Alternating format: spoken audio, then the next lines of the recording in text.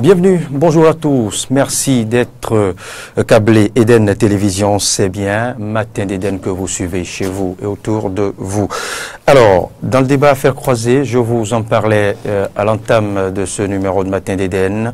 Eh bien, les privés s'invitent désormais dans les services sociaux aux étudiants. Ainsi, on a décidé, le Conseil des ministres tenu ce mercredi 13 juin 2018. Nous revenons tout au long de ce numéro de Faits croisés sur cette thématique. Pourquoi cette option? Pourquoi la délégation des services au privé? Eh bien, à en croire, bien évidemment, hier, le ministre du Tourisme, Oswald Omeki, eh bien, cela vient répondre à une vieille requête, à une vieille doléance des étudiants.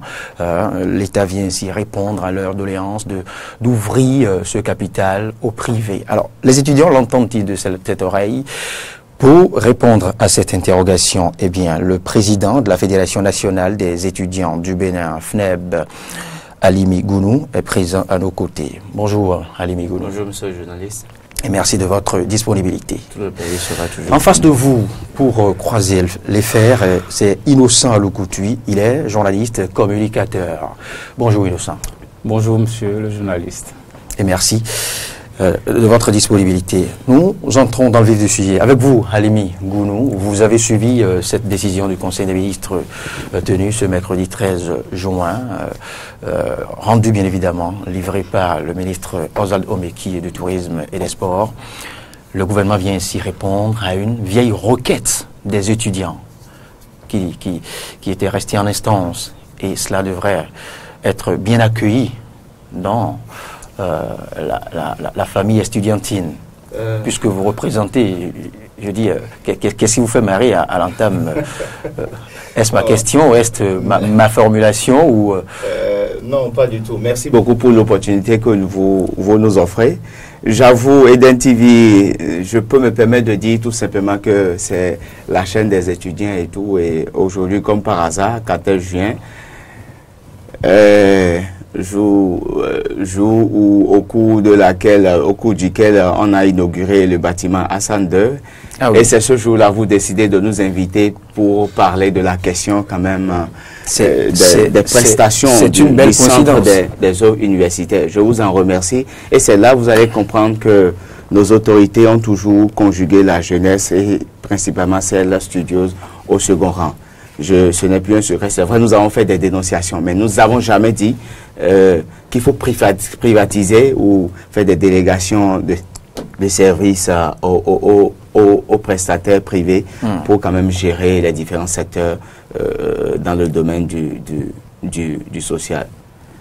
Si aujourd'hui nos autorités décident véritablement de choisir cette option-là, nous espérons quand même que ce serait effectivement pour la cause estudiantine. Et non, on décide de le faire parce qu'on a envie quand même de nouer des contrats, on a envie de gagner des marchés pour que ce soit désormais l'étudiant, le coût des prestations qui soit beaucoup plus élevé. Cette décision a été prise, ça ne nous surprend plus.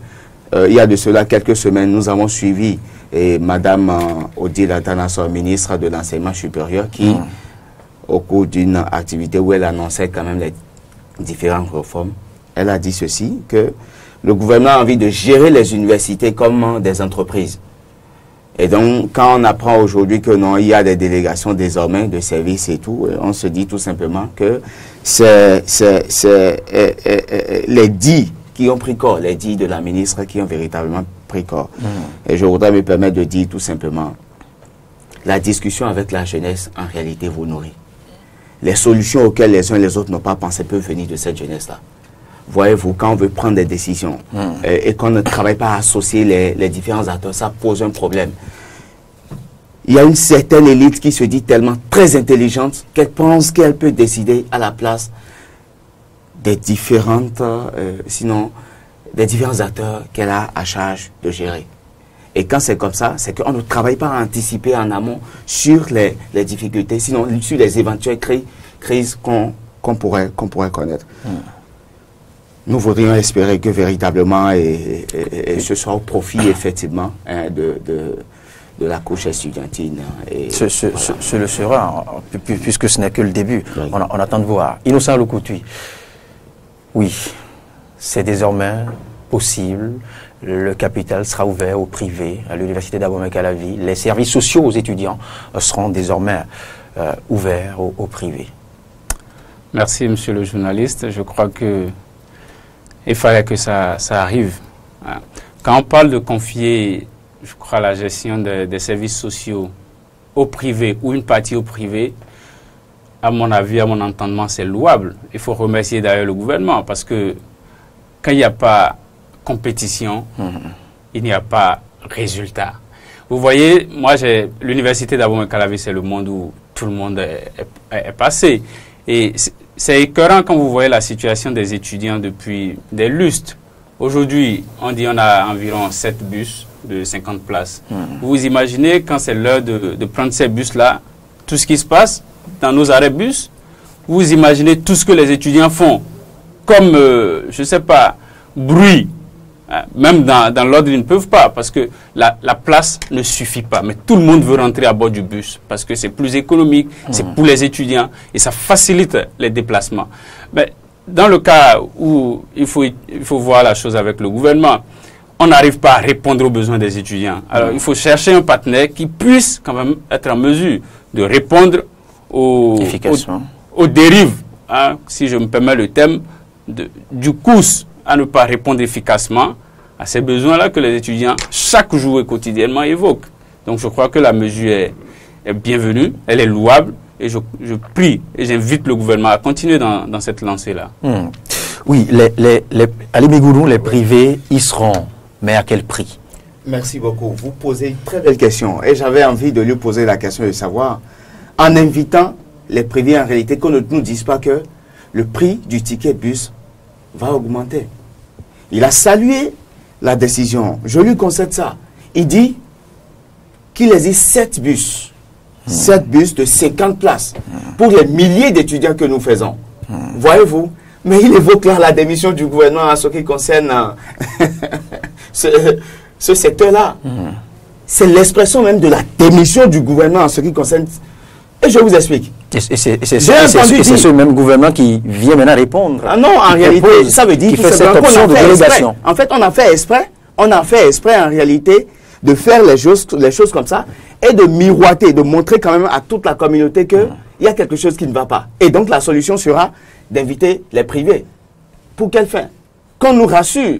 Si mon cher ami peut me garantir que non, le ticket bus ne va pas varier. Vous voulez me dire que par le passé, la vie était la plus décente parlant des services sociaux aux étudiants. Aujourd'hui, que ce n'est au cours de ces 2 ans seulement que cela a été corsé. Nous avons, je pense que... nous y avons goûté par le passé, il y a 10 ans. Vous nous avez fait l'honneur de nous inviter sur ce plateau. Et je pense qu'en son temps, j'avais dit, des chefs d'État sont passés, des gouvernements à la tête du pays sont passés, des ministres à la tête de l'enseignement supérieur sont passés, mais que les problèmes des étudiants sont restés les mêmes. Alors, si les étudiants ont opté pour la rupture, nous avons véritablement mouillé les maillots. Pour la rupture, c'est parce qu'on a espéré un mieux-être. Aujourd'hui, ceux-là qui sont au pouvoir, en réalité, ont bénéficié des meilleures conditions, des prestations du COUS. En son temps, on pouvait compter du bout des doigts les étudiants qui empruntaient le bus. Vous l'avez dit. Voyez-vous. Parce qu'il n'y avait pas ce beau monde. Je suis d'avis. On me dit tout simplement qu'il y a environ 3 milliards de nos francs CFA qui sont investis chaque année. Mais 3 milliards investis. Quand on prend 1 milliard, c'est quand même 1000 millions. Et dans 1000 millions, par exemple, on ne peut pas, par an, avoir une politique qui consiste, par exemple, quand on prend le volet transport, d'acheter 2 à 3 bus par an. On ne peut pas. Et puisque cela n'a pas été fait. Maintenant, non seulement ça, chaque jour, selon les dires de la directrice du COUS, nous avons environ 4 à 4 500 étudiants qui empruntent le bus par jour. Faites 100 francs fois 4 500 étudiants. Et faites-moi le point par jour, par mois et par an. Ça veut dire tout simplement, c'est maintenant que je comprends véritablement que c'était une politique qui consistait à montrer quand même qu'il y a des problèmes effectivement et revenir dire tout simplement que voilà, il faut véritablement privatiser. Nous avons fait des propositions, mais nos propositions n'ont pas été prises en compte. Ali Meghounou, c'est à croire que vous voulez quelque chose et son contraire. Non, en fait, c'est pour dire tout simplement, la solution n'est pas forcément vers les privés. Il suffit, les ressources qui sont mises à disposition, de mieux gérer ces ressources-là. Les ressources qu'engrangent les tickets et autres là, il faut pouvoir mieux les gérer. Si on dit 3 milliards, ce n'est pas 300 000. Hein. Ce n'est pas 3 millions. Ce n'est pas le montant qui compte, mais c'est la gestion. C'est la gestion qu'on en fait. Ah, mais c'est ça, c'est la gestion qu'on en fait. Oui. Donc ça veut dire qu'est-ce qu'on en a fait maintenant. Bientôt vous allez entendre dire tout simplement que le coût de temps a augmenté et tout, et donc les étudiants certainement, parce que quand il y a de ces grandes décisions, en ce qui concerne la Fédération nationale des étudiants, et c'est en ça la FNED sera toujours incomprise. Et quand elle prend une décision, voyez-vous, à chaque fois que la FNED prend une décision, elle vise toujours l'intérêt général. Parce qu'en amont, nous faisons des consultations, nous faisons des assemblées générales qui nous permettent véritablement de prendre une décision louable. Innocent Loukoutoui. Je crois qu'il est dans son plein droit de défendre la cause estudiantine. Maintenant, je l'invite à être plus optimiste. Vous êtes dans votre droit aussi. On l'écoute à Je l'invite à être plus optimiste quand il dit que la FNEB sera toujours incomprise. Je crois que c'est déjà une position et vous érigez vous-même déjà les barrières. Ce que j'ai à vous dire par rapport à la privatisation, vous savez, quand vous dites 3 milliards, donc que vous avouez que c'est une privatisation. On le laisse aller au bout de son privatisation, je ne dirais pas privatisation. Concéder, on dit que le COUS détient toujours les droits régaliens. C'est bien précisé. Je voulais juste vous aider à repréciser. C'est bien précisé. C'est bien précisé. Maintenant, quand vous dites 3 milliards, vous dites c'est beaucoup. C'est vrai, le montant est élevé. Mais il ne faut pas oublier combien d'étudiants ça prend en compte. C'est plus de 80 000 étudiants. Vous comprenez ça? Quand on dit 3 milliards, écoutez. Ali Meghounou, vous allez prendre la parole. On le laisse évoluer. 3 milliards, c'est une subvention de l'État qu'on envoie à tous les étudiants. Ce n'est pas à 20 ou à 1000 étudiants. Et je vous dis, quand les 3 milliards n'arrivent pas à couvrir 80 000 étudiants, au moins, comprenez que c'est normal. Maintenant, il y a aussi la gestion des fonds. Comment est-ce que ces 3 milliards sont gérés? Comment est-ce que les ressources que génère la vente des tickets sont gérées? C'est aussi ça. Mais là, ce n'est pas un problème du gouvernement. Ce n'est pas au niveau du gouvernement. C'est au niveau des autorités en charge du COUS. Le responsable ici, c'est le gouvernement, parce que c'est lui qui met les ressources à disposition. Si c'est mal géré, c'est parce que les ressources qu'on met à disposition ne permettent pas, ou la gestion des ressources ne permet pas d'avoir le résultat escompté, que le gouvernement opte de concéder certaines parties au privé pour qu'il y ait et la compétition et aussi qu'il y ait de l'auto-évaluation, qu'on voit est-ce que ce que le privé apporte aujourd'hui par rapport à ce que le public ou nos autorités qui géraient apportent, est-ce qu'il n'y a pas une différence? Est-ce que c'est un problème de moyens financiers qui manquaient autant aux autorités dans leur gestion, ou bien c'est un problème de mauvaise volonté? Quand il dit ça fait 14 ans de commémoration de Hassan II, c'est normal. Mais écoutez, tous ceux-là dont nous parlons aujourd'hui, la plupart des ministres des enseignements supérieurs, ce sont des professeurs de l'enseignement supérieur. Le ministre Atanassol, le ministre Abiola et plein d'autres. C'est des gens qui savent déjà comment est-ce que ça se passe à l'université. Ce n'est pas au président de la République d'apprendre à quelqu'un comment ça se passe. Et eux, c'est forcément en amont qu'ils prennent les décisions avec le gouvernement. Ils participent au Conseil des ministres. Ce sont eux qui voient les solutions à pouvoir proposer. Quand on dit que le privé doit s'infiltrer dans quelque chose pour qu'on voit le résultat ou qu'on confronte les résultats, je vous dis, quand on parle simplement de compétir, parce que j'appelle ça une compétition, c'est pour un meilleur résultat. Parce que vous voyez, je prends le petit secteur bon, pas le petit secteur, le grand secteur de la santé. Quand on a parlé de concéder les hôpitaux, de comment ils ont employé le thème là, la mise en affermage des hôpitaux, voilà. Vous savez, j'ai discuté avec un médecin qui m'a dit c'est la meilleure des décisions que le gouvernement puisse prendre. Parce que c'est relatif. Oui, c'est relatif. Mais il va de soi que quand vous êtes acteur du privé, quand vous avez un résultat à donner, puisque c'est sur la base de vos résultats que vous êtes payé, vous n'avez pas droit à l'erreur. Vous ne pouvez pas jouer avec. Et il a dit, quand on a dit que l'université sera gérée comme une entreprise, selon les dits de Mme Atanassol qui l'a relevé. Quand on parle d'entreprise, ce n'est pas forcément aller vendre les étudiants au privé. Non. Quand on parle d'entreprise, c'est pour la qualité des services qu'on donne. Toute entreprise privée, qui est-ce qui va accepter que son entreprise aille en faillite? Il n'y en a pas. Tout le monde cherche à faire le mieux-être pour donner un meilleur résultat de ce qu'on donne comme service. Dans cet état d'esprit, dans cette optique, le gouvernement est obligé de prendre avec lui des privés, associer des gens qui puissent quand même donner des services pour le mieux-être des étudiants. 3 milliards, ce n'est pas 3 millions, je suis d'accord avec lui. Mais 3 milliards aussi, ça a besoin d'être mieux géré, ça a besoin d'être mieux réparti, ça a besoin de prendre en compte tous les étudiants. Le hic ici, c'est que l'étudiant qui, par le passé, avait l'habitude de manger à satiété avec 75 ou 100 francs, 150 francs, pourra se retrouver à sortir, enfin, plus que ça, ce montant. C'est ça. Je veux pas m'hasarder à avancer les chiffres. Je reste optimiste. Je ne veux pas me risquer. Je ne veux pas vous dire ici. Ne prenez pas de risques inutiles, s'il vous plaît. Je ne prendrai même pas des risques. Et c'est pour ça que j'ai dit je reste optimiste. Néanmoins, par rapport à ça, vous savez, moi j'ai quitté l'université d'Abomey-Calavi il y a environ 4 ans. C'est sûr que le nombre a augmenté suffisamment.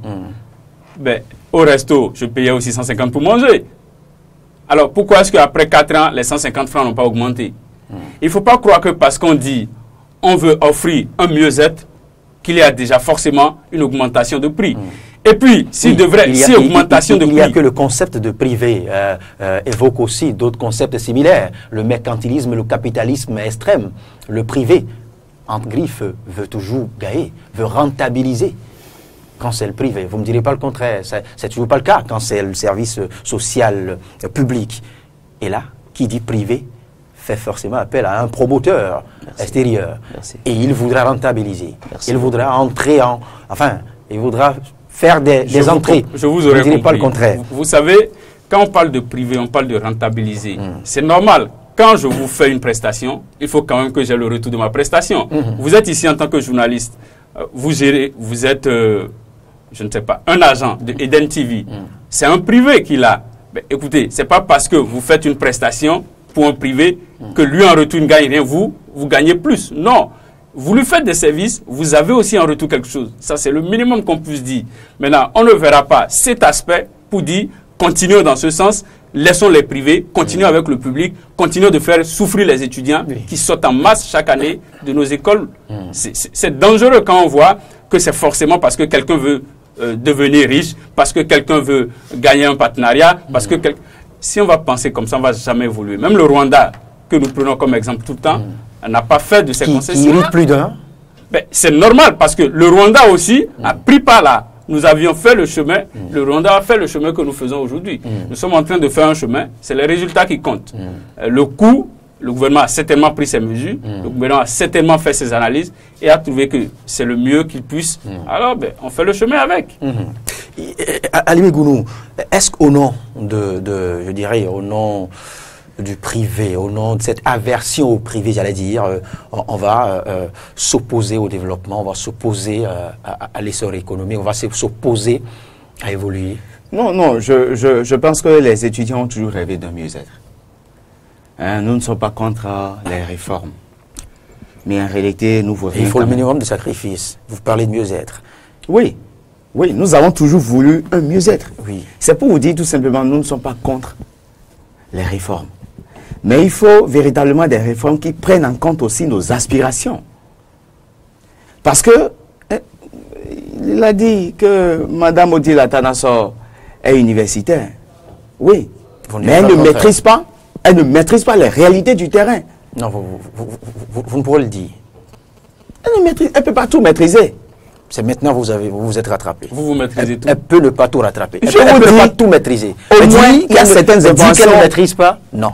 Il y a des choses que vous ne savez pas. Voilà. Il y a des choses que vous savez qu'elle ne sait pas aussi. Elle peut pas tout maîtriser. Elle ne peut pas tout maîtriser. C'est d'accord. Elle peut ne pas tout maîtriser. Et vous aussi, vous ne maîtrisez pas tout. Et donc, lorsque elle ne peut tout maîtriser. En tout cas, je suis mon frère et ami innocent et tout, je pense qu'il ne fait que confirmer que cet état de choses, cette décision, cette option prise par le gouvernement n'est que l'alibi pour en réalité gruger l'étudiant. Non. Oui. Vous avez suivi son argumentaire. Oui, je suis d'avis. Oui. C'est pour dire mieux. Quand il dit tout simplement que les 3, permettez-moi de revenir sur ça, que les 3 milliards en réalité servent à satisfaire les 85 000. Je me demande, est-ce que c'est les 85 000 étudiants hein, de toutes les universités publiques ou bien c'est l'université d'Abomey-Calavi uniquement? Pourquoi vous croyez que c'est seulement l'université d'Abomey-Calavi? Mais je vous dis, si ce n'est que, non, nous dépassons sur le plan national et tout, nous ne faisons pas ces 85 000 étudiants. Et mieux, vous dites par exemple que les 3 000, les 3 milliards servent à couvrir en réalité les 85. Mais en réalité, ce n'est pas vrai. Revenons aux services sociaux. La preuve, on dit, malgré les moyens importants que consacre l'État aux services fournis aux étudiants par les centres d'œuvres sociales, soit environ 3 milliards par an, la qualité des prestations est insatisfaisante. Et l'effectif des étudiants ayant accès aux 10 services reste en deçà de la moyenne. Donc, en réalité, quand vous dites que non, que les 3 milliards servent à prendre en charge les 85 000 étudiants et tout, vous voyez déjà que non, que c'est un faux problème. En réalité, ce n'est que pour peu qu'on investit 3 milliards et nous n'avons pas les... Donc, en réalité, il faut dire tout simplement que le problème ne se situe pas au niveau, mais au niveau de la gestion en réalité. Et donc, si on en avait travaillé véritablement à nous associer, nous aurions pu quand même leur faire des propositions concrètes. Ce que nous avions même fait, mais qui n'ont pas voulu prendre en compte. Ça veut dire tout simplement la finalité. Les autorités à divers niveaux... Cette décision prend en partie vos propositions. Prend en partie en compte vos propositions, vous ne me direz pas le contraire. Nous avons proposé, par exemple... Quand vous parlez de vous associer, de vous impliquer, vous êtes d'accord qu'on ne fera pas de vous les responsables du course ou du CESU? Pas du tout, on n'a jamais dit ça. Mais voilà, il suffit de prendre en compte vos aspirations. C'est l'essentiel. C'est tout. C'est ça. Mais là, et c'est ça ce que ça va faire. Vos aspirations ne sont pas forcément vos propositions. Vos aspirations, c'est le mieux-être. Et c'est dans le sens du mieux-être. Du mieux-être. Mais non, vous n'avez pas, c'est pourquoi je vous demande de ne pas prendre des risques inutiles parce que si l'étudiant empruntait le bus à 100 francs, nous n'avons pas la garantie selon laquelle aujourd'hui, avec cette proposition-là, avec cette option faite-là, que l'étudiant prendra le bus à 100 francs. Et c'est nous, notre inquiétude. Et que désormais, le coût de la restauration sera... Oui, mais c'est ce que je vous disais à Lémigounou. Il ne faudrait pas se cacher dans cette logique limitée, dans cette logique quelque peu, je dirais, archaïque, qui consiste à croire que, puisque c'était 100 francs depuis 10 ans, il faut que cela reste 100 francs pendant les 50 ans à venir. On n'a jamais dit ça.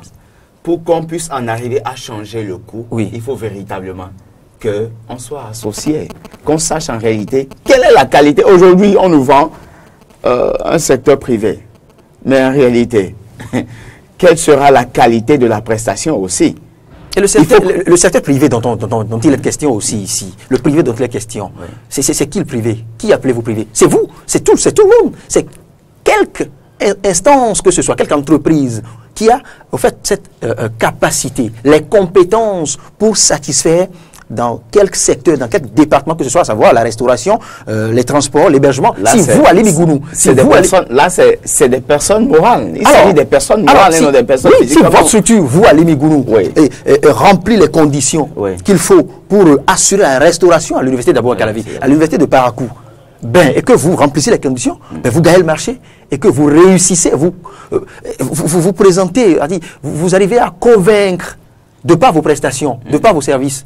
Mais alors, que dire de mieux? Vraiment. Moi, j'avoue que c'est vrai, nous rêvons d'un mieux-être et tout, mais vivement que les gens ne travaillent pas à nous amener à payer plus. Je voudrais lui dire ça. Quand on aspire à un mieux-être, il y a des sacrifices. Et ce n'est pas parce qu'on est pauvre qu'on ne cherche pas à vivre mieux. Si vous estimez et vous reconnaissez que tout le monde aspire à un mieux-être, c'est que tout le monde doit aussi faire le sacrifice. Si en son temps, on voit qu'il doit y avoir augmentation, juste que l'augmentation ne soit pas trop élevée. C'est ce que moi je demanderais. Parce que forcément, une vie meilleure... garantie nous n'avons pas une vie meilleure a besoin de sacrifices. Je prends un exemple. Vous avez parlé de centres universitaires et des œuvres des centres d'œuvres sociales. Voilà. les 3 milliards, ça prend toutes les universités. Quand j'écoute ce qu'il a lu, parce qu'on dit les centres d'œuvre sociale. Alors, ce n'est pas seulement le COUS de Calavi, mais c'est toutes les universités. Et quand vous parlez de bus, vous voyez, il faut encourager le gouvernement dans sa politique. Est-ce que vous savez que Adjara, tout près là, le COUS n'agit pas à Adjara? Vous savez ça n'existe pas à Adjara? Je vais vous dire pourquoi il en est ainsi.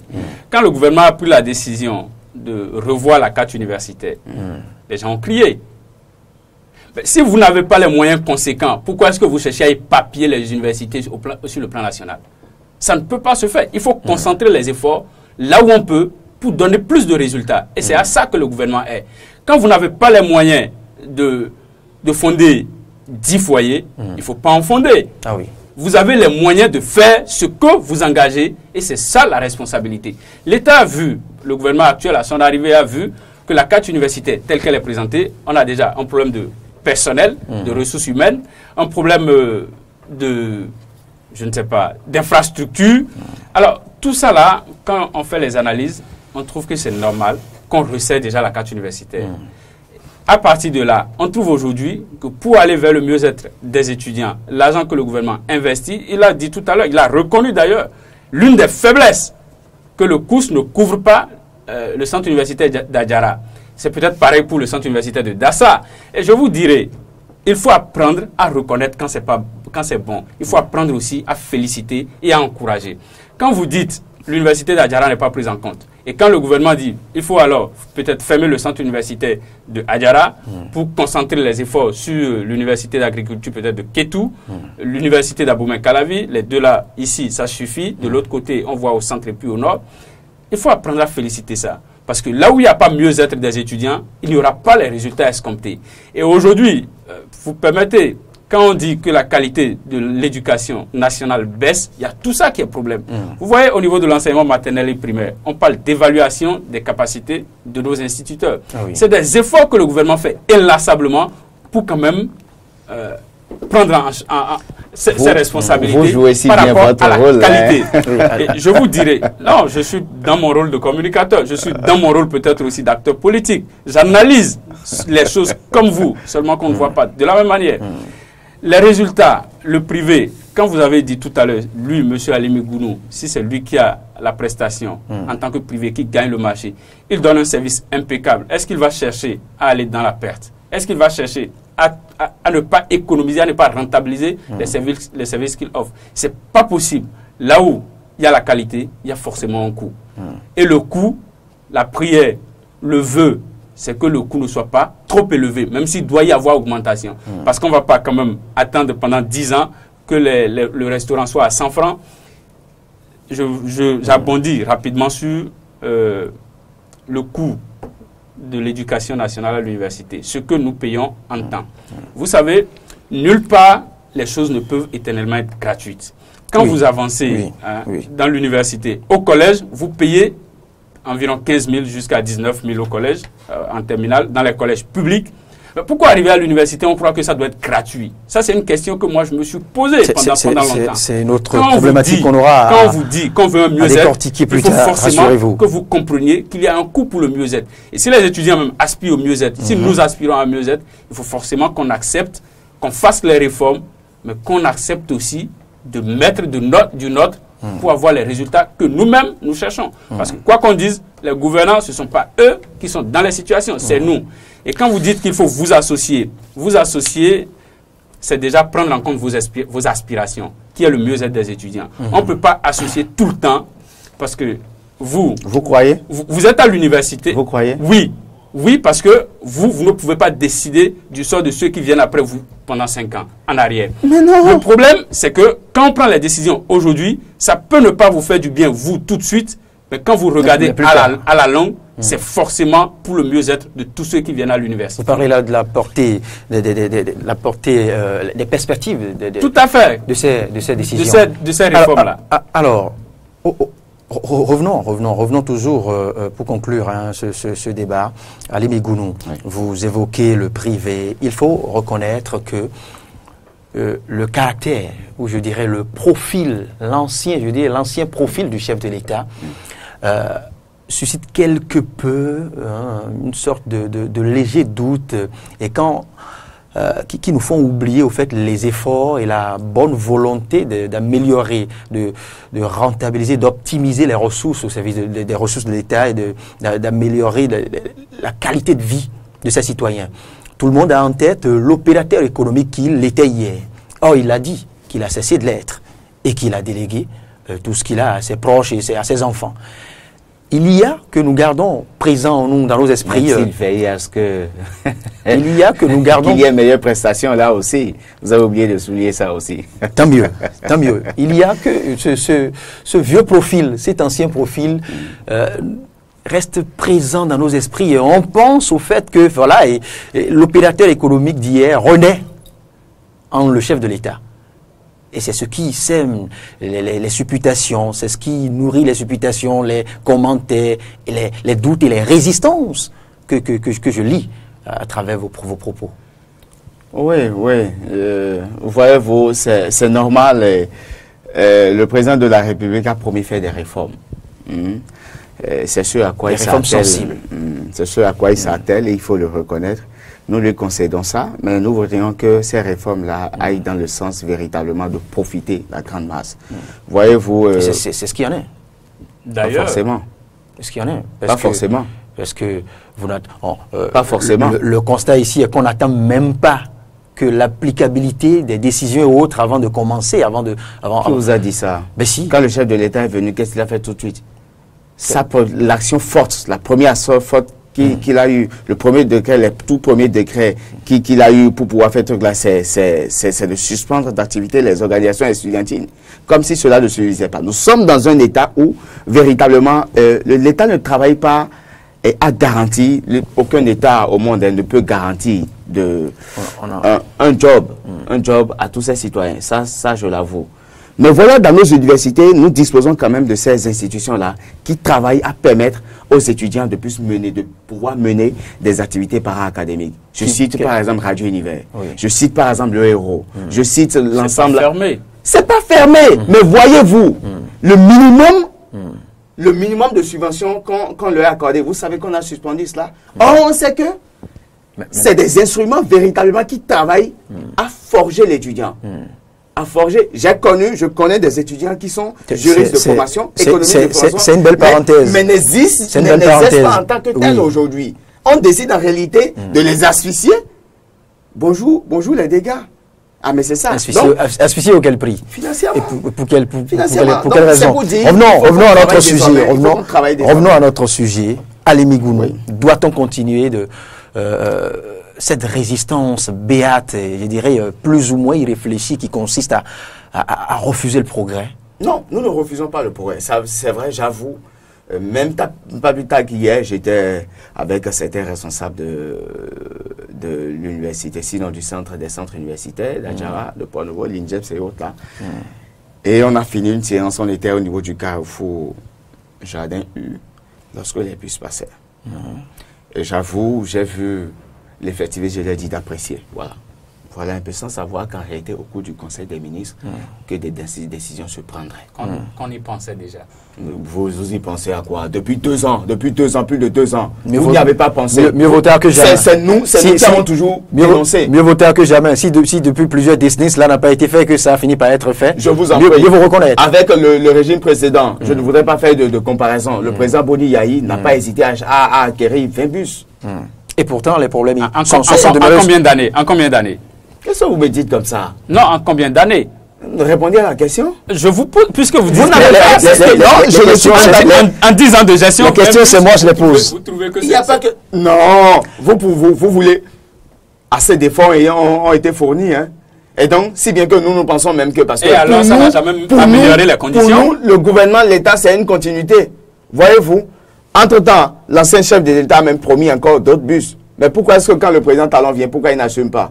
Pourquoi quand il a promis les bus, quand ça les arrange, ils nous disent, mais attention, je pense qu'il nous faut... Je pense qu'il nous faut... qu'il n'a pas tenu à sa promesse avant de partir plutôt que de dire qu'il n'a pas fait. Nous les avons eus en quelle année? Dites-moi. Ali Migounou. Puisque vous êtes acteur politique. Vous reconnaissez, c'est déjà un bon signe. Vous avez reconnu les efforts du gouvernement précédent, du gouvernement Boni-Yayi, n'est-ce pas? Mais malgré ces efforts, vous avez continué à casser, à brûler, à manifester. Donc c'est dit. Non. Donc c'est dit. Encore que c'est l'autorité qui parfois incite à la violence. Je le dis et je l'assume. C'est l'autorité qui incite à la violence. Je peux vous donner des exemples. Vous voyez le caractère antithétique dans ce que vous dites. L'autorité fait des efforts, a acquis des dizaines et vous incite encore à la violence. C'est un contraste difficile à appréhender. Effectivement, c'est l'autorité qui incite à la violence. Alors, pour finir, allez Bigoulou, pour finir.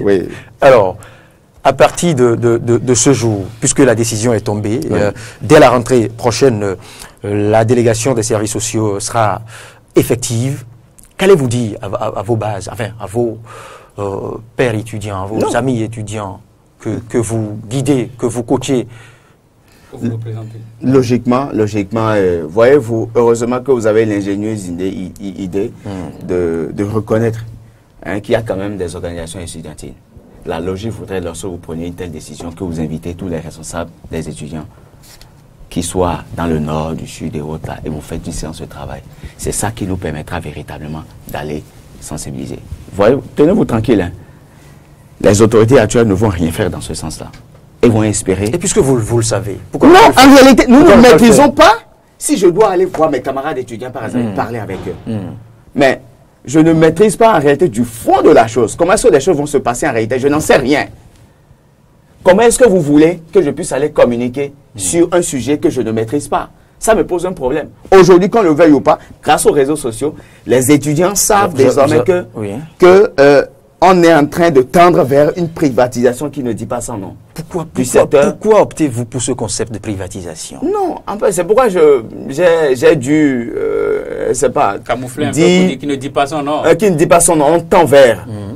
Mais en réalité, c'est ça, parce que quand je me réfère... L'essentiel que vous avez, l'essentiel que vous avez compris, il vous revient maintenant en tant que représentant des organisations estudiantines de commencer à vous entretenir avec vos amis, vous entretenir avec vos... Et vous avez différents interlocuteurs, vous avez différents niveaux. Oui. Sur le campus d'Abomey-Calavi. Vous pouvez dire vous rapprocher. Et aussi, même avant le cabinet du ministre. Qu'en savez-vous? Vous y avez assez. Cela ne vous a jamais été interdit. Et ça, c'est un autre point de messe. Innocent, c'est moi, je pose les questions ici. Combien de fois? C'est terminé pour ce débat. Innocent, le coutu, votre mot de fin. Combien de fois? Je remercie le frère en face, M. Alémé Gounou. Je voudrais lui dire et dire à tous les camarades étudiants, vous savez, la lutte estudiantine, elle est difficile. Et quand vous avez des gouvernants qui se succèdent et qui font l'effort, il faut reconnaître. Il a parlé des efforts du président Boni-Yayi. Je salue au passage. Il a fait des efforts, c'est vrai. Dans les efforts, il y a encore des efforts à faire. Parce que les efforts qu'il a eu à faire, c'était d'étendre par exemple les universités. Comme j'ai dit, on a essayé de resserrer la carte universitaire. Toujours dans l'optique d'être plus productif à l'endroit des étudiants. Aux étudiants, qu'ils ne prennent pas la décision comme un caillou sur la tête. Non, qu'ils prennent plutôt la décision de façon, je dirais, joyeuse, parce que c'est une réforme qui va forcément permettre le mieux-être d'eux aujourd'hui et de ceux qui viendront après eux. Maintenant, quand vous trouvez que c'est le privé et on veut privatiser, c'est un terme qu'on n'aime souvent pas utiliser, mais bon, quand il s'invite, il faut l'utiliser. Privatiser, c'est pas que l'État n'a pas ses yeux dans ce que le privé va fournir comme service. C'est déjà... Encore que le CNO continuera de recevoir ses allocations. Ses allocations. Comme cela se doit. Tout à fait. Comme cela se doit. Oui, donc il faut déjà féliciter ça, parce qu'on n'a pas donné la totalité de la responsabilité au privé. Et puis, il faut que les étudiants eux-mêmes accompagnent, parce que c'est pour vous, c'est pour votre mieux-être. Quand on dit Patrice Talon dans les tôles de hommes d'affaires, c'est ça qui donne la crainte. Je leur dirais, vous savez, que ce soit Patrice Talon ou que ce soit quelqu'un d'autre, quand on parle de privé, ça nous touche toujours la tête autrement. Parce que les gens voient que c'est quelqu'un qui vient se faire des bénéfices. Mais on ne voit pas les services que la personne vous propose. Quand vous construisez votre maison, vous fixez le prix tenant compte de la beauté de votre maison. Alors, quand on fixe à 40 000, c'est parce que la chambre peut-être est plus belle que celle de 30 000. Merci, Innocent. J'invite M. Ali Megoulou à opter pour aller vers le ministre avec votre délégation pour vous introduire par rapport à la décision. Et puis voilà. Merci, Innocent. La suite Ali Megoulou qui demande à votre suite encore un mot de fin, s'il vous plaît. Une deuxième fois. Ah non, c'était pas mon mot de fin, je vous en prie. Ah, mais c'était le mot de fin. Non, pas du tout. Mais merci beaucoup. Les étudiants, dans leur grand ensemble, ne sont pas contre les réformes. Au contraire, nous sommes pour des réformes qui véritablement consisteront à améliorer nos conditions de vie, de travail et autres là. Mais je voudrais rappeler une fois encore la discussion, les échanges avec la jeunesse vous nourrit. Les problèmes, sinon les solutions auxquelles vous n'avez pas pensé peuvent venir d'eux. Je voudrais inviter une fois encore les autorités à divers niveaux à véritablement associer la jeunesse à travers tout ce qui se fait. Et donc, désormais, comment appelle-t-on, il y aura un cahier de charges en ce qui concerne chaque secteur. Je voudrais quand même souhaiter que véritablement, au niveau de cette étape-là, que les étudiants soient c'est terminé. C'est terminé. Entièrement confiance à la jeunesse. Vous voyez le ministre. Je vous en prie. C'est terminé. Je vous en prie. Si on doit poursuivre ce jeu. Des PP sont nommés chaque jour. C'est terminé, Ali Megoulou. Je rappelle que vous êtes le président. J'ai toujours reconnu, je vous en prie. Je vous en prie. Vous voyez bientôt une autre qui remplace. Matin d'Éden va se poursuivre. Après vous, ce sera de la musique. La sélection d'Éden avec Ahmed Arekpa. Merci à vous. Merci à Ali Megoulou. Merci à Edo Salou-Koutui. C'était le débat à faire croiser. Nous vous retrouverons les semaines à venir pour d'autres pans, pour d'autres sujets liés bien évidemment à la vie des étudiants sur les différents campus du Bénin.